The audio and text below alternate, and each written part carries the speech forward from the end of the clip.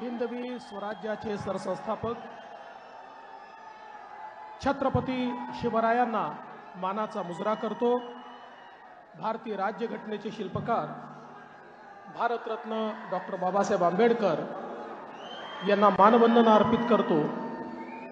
आजच्या आष्टी उपसा सिंचन योजनेतल्या या कामाच्या भूमिपूजन प्रसंगी मंचावर उपस्थित असलेले राज्याचे जलसंपदा मंत्री राधाकृष्ण विखे पाटीलजी, राज्याच्या पर्यावरण मंत्री पंकजाताई मुंडे आणि या कामामुळे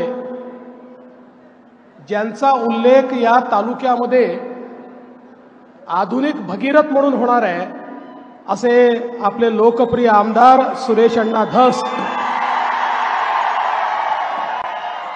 खासदार बजरंग सोनवणेजी, माननीय आमदार प्रकाश अण्णा सोळंके, नमिताताई पुंडरा, संदीपजी क्षीरसागर, विजयराजे पंडित, नारायणाबा पाटील, या ठिकाणी उपस्थित माजी आमदार साहेबराव नाना दरेकर, भीमरावजी धोंडे, लक्ष्मणजी पवार, त्याचप्रमाणे आपले additional chief secretary Shri Deepak Kapoor, या ठिकाणी उपस्थित समीर काझी, शंकर देशमुख, रमजान तांबोळी, दत्ता काकडे, रश्मिताई बागल, श्री गावडे, श्री अविनाश पाठक, श्री जीवने, श्री विजय घोगरे, श्री तिरमनवार, आपण या ठिकाणी ज्यांचा सत्कार केला ती आपल्या खो खो संघाची कर्णधार प्रियंका इंगळे, मोठ्या संख्येनं या ठिकाणी उपस्थित असलेल्या माझ्या सर्व लाडक्या बहिणी आणि उपस्थित सर्व माझ्या शेतकरी बंधूंनो, आज अतिशय आनंदाची गोष्ट आहे की एका महत्त्वाच्या कामाचं भूमिपूजन करण्याकरता आम्ही या ठिकाणी आलो आहोत। आपल्यापैकी अनेकांना माहिती आहे की ज्यावेळी कृष्णा खोऱ्याचं आणि भीमा खोऱ्याचं नियोजन होत होतं त्या नियोजनाच्या वेळी भीमेच्या उपखोऱ्यामध्ये मराठवाड्याचा भाग येतो,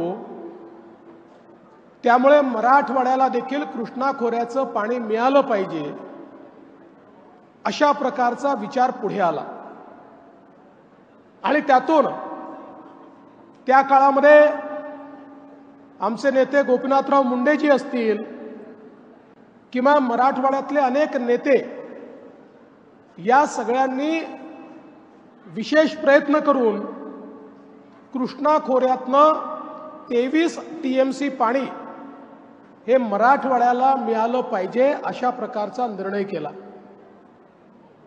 दुर्दैवाने त्यानंतर काही कारणाने तो निर्णय योग्य प्रकारे त्या ठिकाणी इम्प्लिमेंट झाला नाही आणि मग त्याच्या पाठपुरावा सुरू झाला। त्याची कथा आता आपल्याला सुरेश अण्णा धस यांनी सांगितली। हा सगळा पाठपुरावा सुरू असताना विशेषतः 23 TMC जे पाणी आहे या 23 TMC पाण्यापैकी केवळ 7 TMC पाणी हे सापडलं, बाकी पाणी सापडलंच नाही। मी ज्यावेळी मुख्यमंत्री झालो आणि मराठवाड्याच्या हिस्स्याचं पाणी मराठवाड्याला द्यायचं आहे, 23 TMC पाणी आणा असं सांगितलं तर माझ्या पुढे जेव्हा फाईल आली त्यावेळी असं लक्षात आलं की 23 TMC पाणी हे कागदावर दिसतंय, मुळामध्ये 7 TMC पाणी हे उपलब्ध दिसतंय। उरलेलं पाणी एक तर वापरलं गेलंय, नाहीतर पुढच्या नियोजनामध्ये आहे किंवा तंटा लवादाच्या दुसऱ्या लवादापुढे ते जाणार आहे। तोपर्यंत अनेक कामं देखील सुरू झाली होती। म्हणजे सुरेश अण्णा मला हे सांगितलं पाहिजे की आपण सगळ्यांनी इथली कामं सुरू केली होती, पण पाणी यायचं होतं सीना कोळेगावमध्ये, पाणी धाराशिव जिल्ह्यात पहिले यायचं होतं आणि धाराशिवमधनं आपल्याकडे पाणी यायचं होतं, त्याचं नियोजनच झालं नव्हतं। आणि मग मुख्यमंत्री म्हणून त्यावेळी पहिल्यांदा आम्ही त्याचा पाठपुरावा करून त्याची एक बैठक घेतली आणि सीना कोळेगावमध्ये हे पाणी आणण्याकरताच्या प्रकल्पाला मान्यता दिली, त्याला निधी उपलब्ध करून दिला आणि ते पाणी सीना कोळेगाव पर्यंत आता पोहोचलं। आणि त्यासोबत ज्यावेळी पुन्हा नव्याने जलसिंचन मंत्री म्हणून माझ्याकडे माननीय शिंदे साहेबांच्या नेतृत्वात जबाबदारी आली, सुरेश धस साहेबांनी, म्हणजे शब्द जरा चुकीचा आहे पण आपल्याला सगळ्यांना माहिती आहे की सुरेश धस मागे लागले की डोकं खाऊन टाकतात, एवढा पाठपुरावा केला। कपूर साहेब सांगतील, सगळ्यात पहिलं आमच्या नवीन सरकारने 2022च्या ऑक्टोबरमध्ये सगळ्यात पहिली सुप्रमा जर कोणाला दिली असेल तर या प्रकल्पाला आम्ही दिली 11,000 कोटी रुपयाची, 11,000 कोटी रुपयाची सुप्रमा दिली आणि याच्या सगळ्या नियोजनाकरता निधी उपलब्ध करून दिला। आणि आता हे काम अत्यंत वेगानं चाललेलं आहे।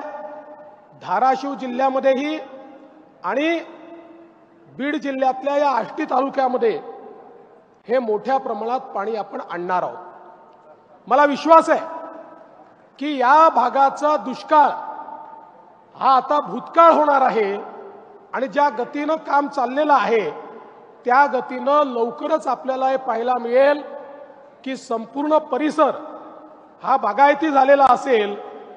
आणि धस साहेब, तुम्ही ज्याचा उल्लेख केला, पहिले तर या ठिकाणी संपूर्ण आपण पाईप पद्धतीनं आजकाल पाणी आणतो, पण प्रशांतच्या ज्या योजनेचा तुम्ही उल्लेख केला त्या योजनेमध्ये आम्ही योजनेतच त्या ठिकाणी जे काही शेतकऱ्यांच्या शेतापर्यंत ड्रिपच्या माध्यमातून पाणी जाईल अशा प्रकारची व्यवस्था उभी केली आहे।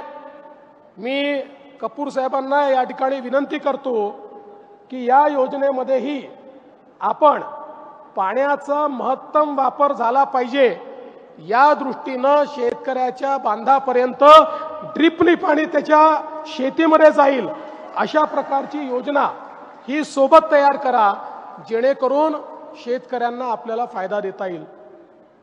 ज्याचा उल्लेख माननीय राधाकृष्ण विखे पाटील साहेबांनी केला, आपल्या लक्षात असेल 2014-15ला प्रचंड मोठा दुष्काळ आपल्या मराठवाड्यामध्ये आणि महाराष्ट्रात पडला आणि या दुष्काळाच्या काळामध्ये जलयुक्त शिवार सारखी योजना आपण सुरू केली, ज्या योजनेमुळे खरं म्हणजे अनेक गावांनी मेहनत करून त्या ठिकाणी मोठं परिवर्तन घडवलं, अनेक गावं पाणीदार झाली आणि हायकोर्टाने अपॉइंट केलेल्या कमिटीने सांगितलं इतक्या वर्षामध्ये पहिल्यांदा मराठवाड्यामध्ये जलपातळी भूजल पातळी वाढली, जी कमी होत होती ती वर आली।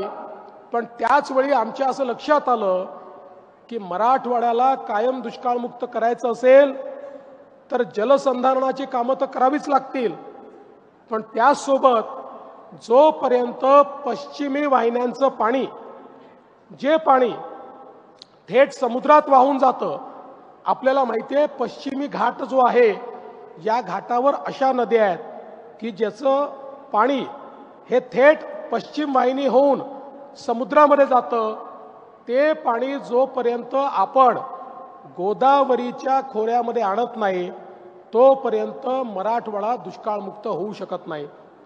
आणि या ठिकाणी खरं म्हणजे बाळासाहेब विखे पाटील यांनी त्या काळामध्ये एक मोठी जलपरिषद घेतली होती आणि त्या जलपरिषदेच्या माध्यमातून या संदर्भातली संकल्पना मांडली होती, पण त्या संकल्पनेवर कुठली कारवाई झाली नाही। ज्यावेळी या गोदावरीच्या उपखोऱ्यांचा एकात्मिक आराखडा मी तयार केला त्यावेळी आम्ही सांगितलं की आपल्याला जर मराठवाडा दुष्काळमुक्त करायचा असेल तर हे वाहून जाणारं 53 TMC पाणी, धस साहेब तुम्ही 2 आणि 3 टीएमसी करता, या ठिकाणी मागणी करताय. 53 टीएमसी पाणी हे गोदावरीच्या खोऱ्यामध्ये आलं पाहिजे. ते जर गोदावरीच्या खोऱ्यामध्ये आलं तर मराठवाड्याच्या या पिढीने दुष्काळ बघितला, पण पुढची पिढी दुष्काळ पाहणार नाही. मराठवाड्यातला दुष्काळ हा भूतकाळ करता येईल. आणि म्हणून त्यावर आपण काम करून आपल्याला कल्पना आहे की त्याचे सगळे आराखडे तयार केले. 2019 साली त्याचा GR आपण काढला, त्या संदर्भातल्या मान्यता आपण घेतल्या. दुर्दैवाने सरकार गेलं आणि त्यामुळे त्याच्यावर काही कारवाई झाली नाही. पण माझं भाग्य समजतो की पुन्हा जेव्हा शिंदे साहेबांच्या नेतृत्वात सरकार आलं, अजितदादा, आम्ही आणि शिंदे साहेब, या जलसिंचन खात्याची जबाबदारी माझ्याकडे आली आणि या 2 वर्षाचा उपयोग हा पूर्णपणे महाराष्ट्रातले जे 4 नदीजोड प्रकल्प आहेत, ज्या प्रकल्पांमुळे विदर्भ, मराठवाडा आणि उत्तर महाराष्ट्र हा पूर्णपणे दुष्काळमुक्त होणार आहे, या प्रकल्पाचा पाठपुरावा सुरू केला. त्याच्यातल्या सगळ्या अडचणी दूर केल्या. त्याला MWRRA ची मान्यता आपण घेतली आणि त्याचे आपण सर्वेक्षणाचे टेंडर्स देखील काढले. त्यामुळे आता हे काम पूर्णपणे मार्गी लागलेलं आहे. आणि मला या गोष्टीचा आनंद आहे की मूळ संकल्पना ज्या बाळासाहेब विखे पाटलांनी मांडली होती, त्यांचे सुपुत्र असलेले राधाकृष्ण विखे पाटील यांनाच आता हे काम दिलेलं आहे. त्यामुळे मला हा विश्वास आहे, सरकार म्हणून आम्ही त्यांच्या पाठीशी खंबीरपणे आहोत. मला हा विश्वास आहे की आता यातले अडथळे दूर झाल्यामुळे येत्या वर्षभरामध्ये हे नदीजोड प्रकल्पाचं काम आपण सुरू करू आणि हे 53 टीएमसी पाणी आपण गोदावरीच्या खोऱ्यामध्ये आणल्यानंतर मराठवाडा दुष्काळमुक्त होईल. आणि अलीकडच्या काळामध्ये एक संघर्ष आपल्याला पाहायला मिळतो, नाशिक आणि नगर विरुद्ध उरलेला मराठवाडा. आता मला धस साहेब जायकवाडीतनं पाणी मागतायत. जायकवाडीमध्ये आत्ता जर मी म्हटलं की लगेच तुम्हाला पाणी देतो, इथनं तर सुखरूप निघेल, पण संभाजीनगरला सुखरूप राहील का याची शक्यता कमी आहे. पण मी तुम्हाला हे सांगतो की हे जे पाणी आपण आणतोय त्याच्यानंतर जायकवाडीत इतकं पाणी येणार आहे की जायकवाडीचं पाणी तुम्हाला द्यायला कोणी नाही म्हणणार नाही. आणि तसंही ही सगळी कामं जर करायची असतील तर त्याला तेवढा कालावधी लागणारच आहे. आणि म्हणून तुम्ही काळजी करू नका. आपण हा निर्धार केलाय की काहीही झालं तरी मराठवाड्याच्या पुढच्या पिढीला आपल्याला दुष्काळ पाहू द्यायचा नाही. आणि ज्याचा उल्लेख केला, मला याचा अभिमान आहे की देशाचे प्रधानमंत्री माननीय नरेंद्र मोदीजी यांना आम्ही विनंती केली की साहेब, आपण आंतरराज्य नदीजोड प्रकल्पाला मान्यता देता, त्याला पैसा देता, आम्हाला आंतरराज्य करायचं नाही. आम्हाला 4ही नदीजोड प्रकल्प आमच्या राज्याच्या अंतर्गत करायचे आहेत, त्यालाही तुम्ही मान्यता द्या. माननीय मोदी साहेबांनी सांगितलं तुम्ही आमच्याकडे पाठवा, आम्ही त्यालाही मान्यता देऊ आणि त्यालाही आम्ही मदत करू. त्यामुळे एक महत्त्वाचं काम हे पुढच्या पिढ्यांना एक प्रकारे या ठिकाणी दुष्काळमुक्त करण्याचं काम हे आपण या माध्यमातून निश्चितपणे करणार आहोत. आणि हे सगळं करत असताना उपसा सिंचन योजना म्हटली की त्याला खूप फीज लागते.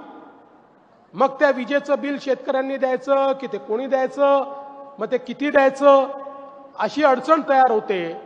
म्हणून आपण निर्णय घेतला, राज्यातल्या सगळ्या उपसा सिंचन योजना या आता आपण सोलरवर टाकतो आहे. ही पण उपसा सिंचन योजना जी आहे ही सोलरवर असणार आहे. त्यामुळे या ठिकाणी जो अतिरिक्त बोजा आमच्या शेतकऱ्यांवर उपसा सिंचन योजनेचा येतो तो येणार नाही. आणि ती योजना देखील त्या ठिकाणी, म्हणजे मला माहिती आहे अनेक उपसा सिंचन योजना आहेत, ज्यावेळेस दुष्काळाची वेळ येते किंवा भरून घेण्याची वेळ येते त्यावेळेस मग तिथले आमदार आमच्याकडे येतात, साहेब आमची योजना बंद आहे. का बरं बंद आहे? इलेक्ट्रिसिटीचं बिल भरलं नाही म्हणून बंद आहे. मग ते बिल भरा आणि त्यानंतर ती योजना सुरू करा. आता हे सगळं होणार नाही। या सगळ्या योजना आपण या ठिकाणी सोलरवर टाकतो आहे। आणि एवढंच नाही तर आपल्याला लक्षात असेल, मी 2018 साली सांगितलं होतं की आमच्या शेतकऱ्याला दिवसा 12 तास वीज मिळाली पाहिजे। या दृष्टीनं मुख्यमंत्री सोलर वीज वाहिनी योजना आपण सुरू केली होती। मला सांगताना आनंद वाटतो, महाराष्ट्र हे पहिलं राज्य आहे ज्यांनी शेतकऱ्यांना वीज पुरवठा करण्याकरता स्वतंत्र कंपनी तयार केली। आणि या कंपनीच्या अंतर्गत आम्ही 16,000 मेगावॅटचे फीडर जे आहेत याचं सोलरायझेशन करतोय। आपल्या राज्यामध्ये शेतकऱ्यांना एकूण 16,000 मेगावॅट वीज द्यावी लागते। ती सगळी वीज आता सोलरच्या माध्यमातून येणार आहे। 2026च्या डिसेंबर पर्यंत किंवा फार झालं तर मार्च 27 पर्यंत हे सगळे प्रकल्प पूर्ण होतील। आणि त्यानंतर आमच्या शेतकऱ्यांना आम्ही 12ही महिने दिवसाची वीज ही त्या ठिकाणी देऊ। आणि सगळ्यात महत्त्वाचं आहे, आपण तर मोफत वीज दिलेलीच आहे, मोफत वीज आपण शेतकऱ्यांना द्यायचा निर्णयच घेतलेला आहे। पण आता हे झाल्यामुळे राज्यावरचा बोजा देखील कमी होणार आहे। कारण आज शेतकऱ्याला आपण जी वीज देतो ती आपल्याला 8 रुपयाला पडते आणि आपण जेव्हा बिल घेत होतो तेव्हा शेतकऱ्याकडनं 1.5 रुपया किंवा 1.25 रुपया घेत होतो। म्हणजे जवळपास 5-5.5 रुपये सबसिडी आपण शेतकऱ्यांना देत होतो। आता जरी बिल घेत नसलो तरी ती सबसिडी तर द्यावी लागणार आहे।